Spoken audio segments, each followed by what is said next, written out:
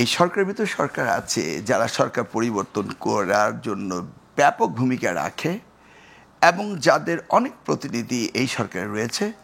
তেমন একটি মিডিয়া হাউসে গিয়ে একদিন দেখলাম দেবপ্রিয় ভট্টাচার্য এই কথাটি বলেছিলেন বেশ 2-3 দিন আগে। তখন এটা চাউর হলো সকলের মনে যে সরকারের ভিতরে সরকার আছে।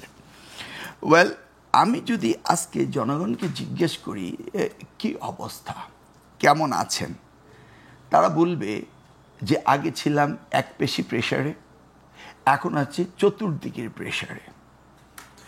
তো সেই জায়গায় চতুর্দিক বলতে তারা বোঝাতে চাচ্ছে যে আওয়ামী লীগ নেই, প্রচ্ছন্নভাবে তারা অন্য জায়গায় মিশে আছে, এখন সকলে মিলে জনগণকে প্রেসার দিচ্ছে।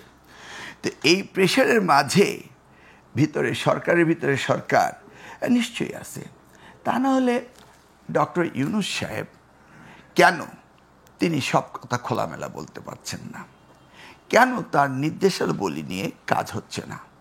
কেন তিনি একটির পর একটি নতুন উপসর্গ এনে নির্বাচনকে পেছানো বা এই সরকারের দুর্বলতা ক্রমান্বয়ে বেরিয়ে আসছে?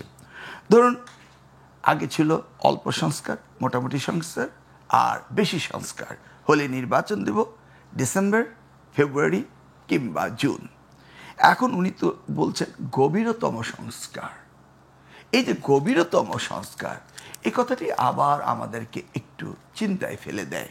কারণ আগের যে অবস্থানে ছিলেন সেই অবস্থান থেকে তিনি আরও ব্যাপকভাবে অন্যদিকে তাকাচ্ছেন। কেন? কারোর চাপে নাকি নিজের সিদ্ধান্ত? এটা বোঝা যাচ্ছে না, কারণ ওনার সিদ্ধান্ত আমরা দেখছি না তেমন একটা চলছে এবং ওনার ক্যাবিনেট তেমন একটি শুনছে। তার মানে আপনি এটা বলতে চাচ্ছেন যে আসলেও সরকারের ভিতর সরকার আছে। তারা কারা? তারা কারা এটা নিশ্চিত বলতে পারি না, কিন্তু সরকারকে সাহায্য করার জন্য বাইরে থেকে এই যে কিছু গ্রুপ কিভাবে সিলেক্ট হয়েছে এটা আমরা দেখেছি।